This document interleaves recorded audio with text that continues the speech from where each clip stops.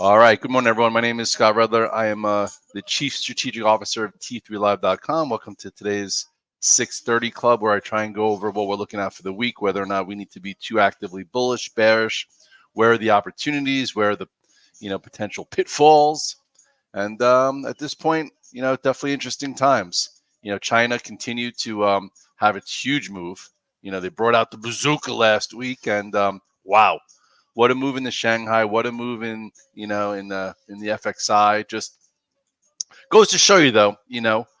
If you accumulate ETFs, not like the triples or the doubles, the ones that are programmed to go to zero, but like major ETFs for like the Shanghai of China, the Hang Seng of China, which is why when I was on with Liz Clayman a bunch of times, I'm like, if you're an asset allocator, you just continue to buy the FXI, continue to buy, ASHR. Like those things over time will win. The same way when we go through a crazy bearish tape, if you're buying the S&P every single month in a 401k or a fund that correlates to the S&P, A, if you do it every month, you don't have to time it, and B, you're gonna win long term.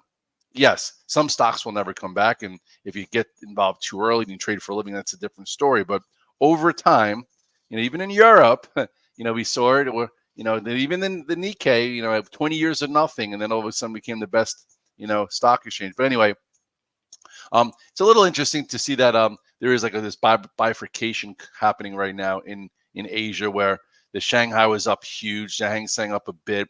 Then now the Nikkei is down almost 5%, and you start to get like allocations or dislocations where, for me, I took some risk down last Thursday or Friday just for the fact that U.S. tech started to act wishy-washy. I thought Nvidia came in a little bit more than it should have on Friday. So I just kind of, after a really nice move, since if you look here, remember this this reversal in the S&P cash. So in this reversal in the S&P cash is when I became, very actively long again. And since then we've been, in some kind of nice portfolio approach where we've been looking for the right setups, finding these 1 to 3 day really nice money moves, and then moving on. But for now, just like when we came in this week, I was like, you can't get too bearish if we hold this spot. I would say you can't get too bearish if, we hold this, just even 5,700 area. We break 5,700. You know what? After all the divergences from last week, maybe they shake the tree up a little bit. But this is the September 30th, the last day. So I'm sure they want to keep it a bit elevated, and then you get some new monthly and quarterly flows. So I wouldn't be getting too bearish. But again, just know what you own because all the setups are created differently. Let me say hello to some of my friends around the world. We got Scotty Gids in the house. Let me put this up here so you guys can at least see who's talking to everybody. This is what you could see on YouTube. We got Bobby 4.0 in Tampa Bay. You're battered. I'm sorry, my friend. You were so excited to move to Tampa Bay, and every place has their drawbacks. But anyway, what up, Blair? What up, Ali? I'm sure you're fine. What up, Papa Vin? Health minded. Closing the lows with the Qs. Nvidia down too. That's true. I see that.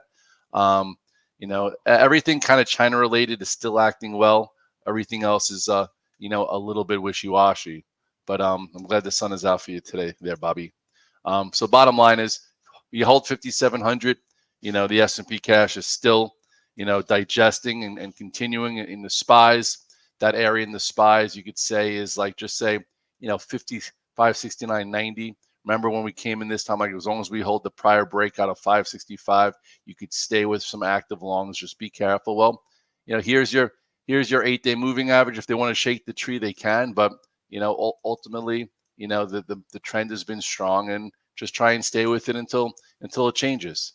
The Qs definitely lagging. The Qs did not make a new high, but there was a lot of stuff to do in the in tech. So I'd say for here, what's the low? This is 485. This was the prior high here of 485. That's where we get some pivots from. Here's your 8-day. We hit 493, which, if you remember, I put that out there as a spot to sell instead of buy on Thursday. And now we'll see. Bitcoin's weak. China market closed the rest of the week. That's true. Yeah, you know what? Bitcoin's had a big move. We'll get to that. For today, some guys like, hey, what do I think of Apple? Well, Apple is in that basket where it's like, China's up a lot, so they think people will have money in China, and it's up. Would I be buying Apple here on this up open? I don't know. I had Apple all last week, and I didn't take it long into the weekend. So for me, I'm not going to buy it up too if I didn't take it. So I would say, hey, does Apple, if this is 229.50, if it holds 229.50, hey, maybe Apple will be a spot of outperformance this week. Plus, you have new flows coming in tomorrow. It was just a 232, 233. So Apple is a candidate. I just wouldn't chase it.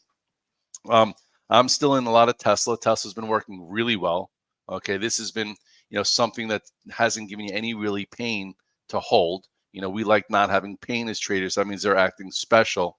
So with that being said, when it cleared 235, it never looked back. A lot of my traders have been long since 235, including me in some sort. I actually even bought some options for this week.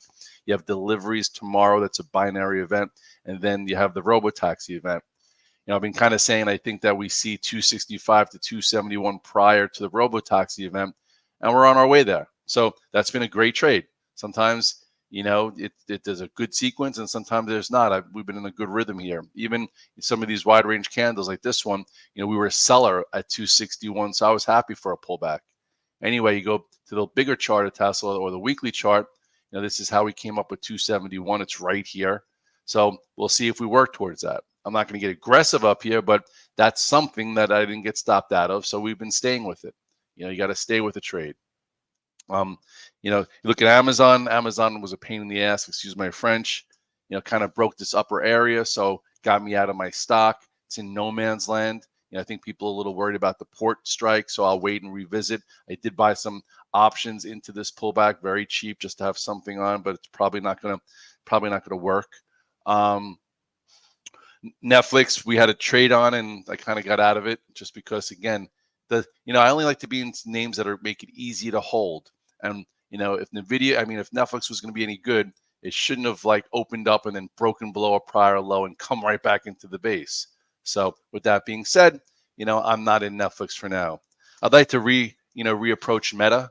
Meta gave a lot of us a really good trade. I had a nice option trade on for when it broke out. I'm not in the stock right now, but let it go sideways. And 564-ish. Where's Meta this morning? Let's see. Meta is up 20 cents, so it's not doing a whole hell of a lot. By the way, did you guys see the interview with Zuck about glasses and about computing through glasses moving forward? I think I agree. I bought for my birthday, my wife as a joke got me the Meta glasses, the Ray-Bans, but that are nice. And I went to the Jet game. By the way, Jets are horrible. Everyone was so optimistic. Everyone's always optimistic at the beginning of the season. Their play calling was horrible. They didn't use their running backs. Even in the end of the game, they should have ran twice to have the last play to kick, even though they missed it. Just bad coaching. But anyway, I was wearing the Meta glasses, and phone call comes in. I don't even have to pick up my phone. I just talk right through here. I'm walking. I say, hey Meta, take a picture. Takes a picture. Hey Meta, take a video. Starts videoing everything in front of me. It goes right to the phone. I'm not saying it's going to replace phones. He didn't say it either, but you're going to compute differently. Same way you sit at your desk, you have your phone there, and you're in your computer, but you're still using your phone when you could be using a computer. So maybe the chips that go in glasses. There's going to be new trends of things that happen with smart, not VR. I'm not talking about VR glasses where we're going to be looking at space when we're walking through. I'm talking about a computer on your face. That's not Google glasses. They failed. I think Meta is just it's interesting. But anyway. Meta's right here. Meta looks pretty good. At some point, maybe it gets above 576, and that could be, a good play. Let's move along here. So I think people are commenting on that. ASTS looked like a big reversal Friday candle. That's true. I did buy options on Friday. That helped me. I got stopped out. Everyone says, listen, momentum and air stocks are momentum and air stocks, right? But if there's momentum and the technicals are great, they usually could work.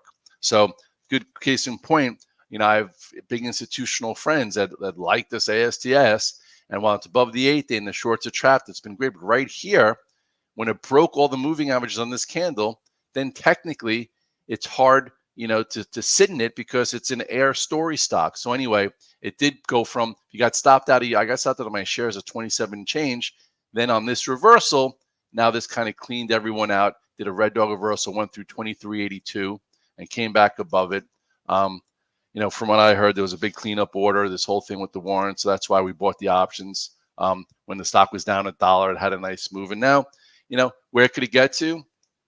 We can get back into here, and then at this point, it's going to have some resistance. That's where it broke down from. What's it doing this morning? ASTS. It's not a focus. It's up 4 cents. So, I think what's going to be interesting for this week is NVIDIA. You got to look at NVIDIA. NVIDIA is still okay, but it just didn't have the momentum that you would have thought if it was going to be super strong and you could stay super big, right?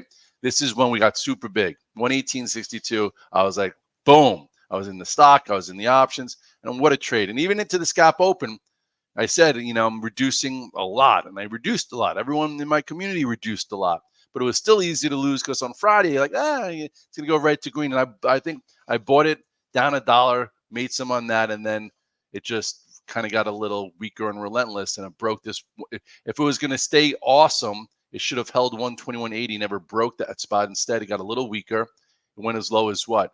119.26. Thank God it had a little bounce at the end of the day. I think most of us sold it. I'm not in the shares. I have some leftover 125 calls for this Friday. I do. But I would think if this is going to be any good, there should be a trade-off of this 118.5. So if you reduced when it broke a prior low, saying, hey, now if it broke a prior low, it's losing momentum, this can get down towards, where it broke out from around 118.5 for the moving averages, then, this morning could be an opportunity. It might be a good cash flow. Even if it doesn't hold, 118.50, I'll probably buy a little bit before then, or you want to lose a 10 minute low, that could be a good cash flow trade. So I am looking to be a buyer of this into here. And if it doesn't hold there, then you got to be careful. Then all of a sudden, it gave back way too much more, and it just becomes a choppy, stupid trade that doesn't have any commitment, and it's not so great. So there's talk right now that in China they're telling everyone Huawei, however you say, use Huawei chips, not NVIDIA chips. So that's what's going around. Why U.S. chips are a little weaker than not. So this is a big spot. This is the low. It's right now below it. So does NVIDIA reclaim 119.26? If not, does it hold here and then reclaim it? If so, maybe that'll be a good cash flow trade for the morning. And then look at all the other semis around it. I will not trade SMCI anymore. It's a friggin' pain in the ass. As far as crypto is concerned, yes, the IBIT look at that though. It gave you a signal. It gave you a signal to reduce. Look how extended from the 8-day this was, and look at this topping tail red dog reversal. So if you got out of some, I'm still in it. Some not in the amount of size I had before. And now you'll see, does it hold right here or this 35.50? This should not break 35.50 if it's going to be on its way back towards the highs of this range. So right now IBIT is what? It's down $1.20 at 36.18. This is what? This is 36.07. Hey, could be if you sold into some strength on the reversal, you could buy a little bit back here, and then if this were to break here, then it's like just a sloppy mess, and you just got to be smaller. But ultimately, this channel is just fine. Okay, it's still building and it's taking its time, and you have to pick and choose your ranges. If you got long in here, hopefully you reduce some into strength and saw the red dog reversal sell around this pivot, so you could buy some back here. I will be looking to buy some back here and not get too big, because if you do and get sloppy, then it's going to be harder to hold. What else? Some guys are talking about, Boeing didn't make they didn't come to a deal, so it's down $1. If you can do anything with Boeing, it's such a problem name. Just do some options and don't over focus on it. I bought some options. I actually made money on options just because I bought them so cheap, and I bought them for like $2 and I sold them for $2.40, $2.70. I still have half on for this Friday, so hopefully they come back to the table and make a deal. Other things that have been working, that this Dash, we sold a bunch into this resistance. I would think if it can get down towards this 140 area, I definitely would be buying it back. Guys love this for the end of the year, so we'll see. It did give you a little topping tail above 143, and it's been struggling to pull in. Like, these are the three little candles after this monster move, so there's buyers underneath. So I would look and I would buy a dip there. The IWM is just, not special. I bought options for the PCE on Friday. I made money. I was actually a little upset for a second because I bought the 221s for like 40 cents and it was like 75 cents I sold. So I'm like, that's a double. Would have been a zero if it didn't work. sold some more 90 cents, and then it looked like flows were going there, and then it just also pushed through and kind of failed. And now make sure this 217.50 area holds. Otherwise, the IWM better call Tom Lee, because this is not going up 25-30% like he said it was going to do into the end of August or September. But anyway, the charts have told you to be careful, and it's been choppy. Even the XBI is just like blah. This looks like a bear flag now. It looked great here. It failed at 103, and now, it's looks like it's on its way down towards 95-ish, unfortunately. And I even bought a call spread for for December just in case. But ultimately, when things are supposed to happen and they don't, because people say they're supposed to happen and the market says no, usually it creates a faster move. So this is where the XBI can go. So be careful. And by the way, Lilly, a lot of guys got stopped out of Lilly. I know Lilly's been an unbelievable trade for many, but some active guys got stopped out at 921, and then the rest when it broke the 50-day. Now it could do whatever it wants. So if you're an investor, you've been in it for 10 years, you don't care. But if you're an active trader and you thought it was going to break above 966, 970, or 972, you had to get out right there, especially if you're getting paid, next week for September. That would hurt your P&L, or for the quarter.